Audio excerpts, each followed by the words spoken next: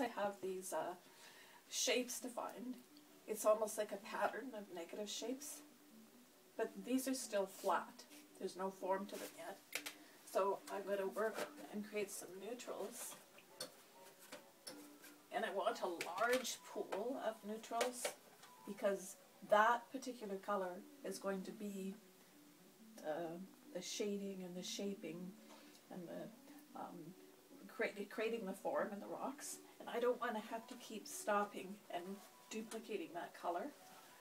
So it doesn't hurt to have a whole lot. You know, you could never have too much of that color. So if I remember, the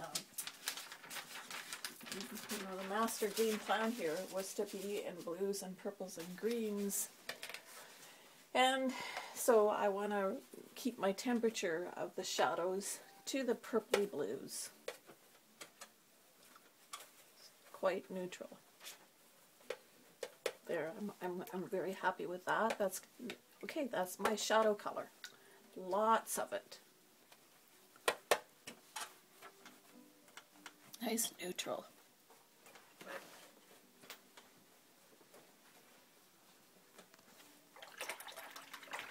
Now I can use my rigger or a flat.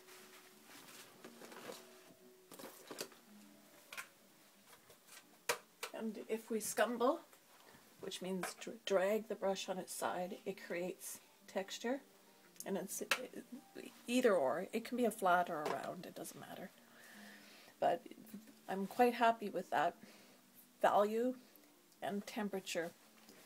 So this is creating texture within the rock forms. If I look at that face, I see lots of texture. I want to simplify the values.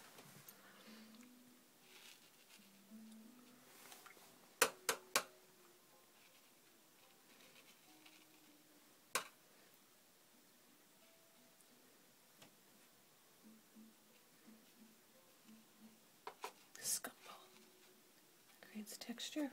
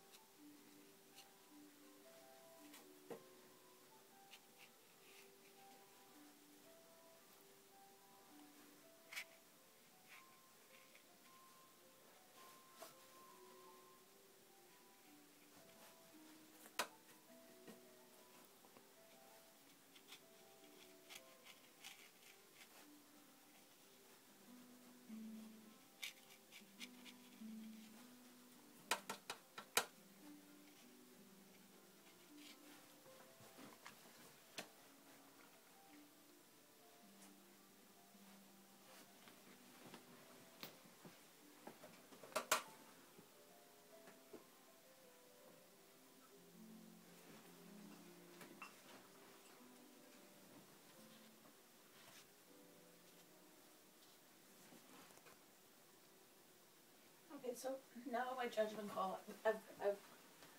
I've made a very simple passage. When I applied this same value, that the shadow value, or rather color, can't change. It really should stay consistent. So when I did it, I also kept the shapes as simple really as I could. Yes, they're texturized, but I did try and simplify and keep general big shapes. I didn't dibble dabble at them, right? So I also was trying to think of linking them and creating, in a sense, so they're joined hands. They're all joined. That way, everything isn't piecemeal. It's not like, oh, I worked only in this one, and then I, 10 days later went over and worked over in here. It's good to sort of make them all join hands together at the same time. It simplifies it. Now as I look back at all that simple shape, really arguably you could almost call that one whole shape. That's important. Then you can go back in and go, okay, within all that shape, where can I touch a bit of darker? Now, in your case, because you're concerned that you put your value too dark to begin with, well, you'll be doing the reverse. You'll be saying, where can I lift off? You know, I'm adding darks. You're selectively going to be removing them. So there's nothing bad or wrong about those darks. It's that you have to. Do you see what happens when I touch those darks? It just. Now it's creating some depth, and it's not an outline feeling. Maybe, arguably, we could say, with those shapes you created, they're all pretty much one value. So where you're going is you're going to start making lost or found or hard or soft spots of darks, I guess would be the way to say it, rather than one continual dark. That way, this is more stylized and a design pattern. This is less that way, because I'm introducing darks that give a push-pull. I hope that makes sense to you.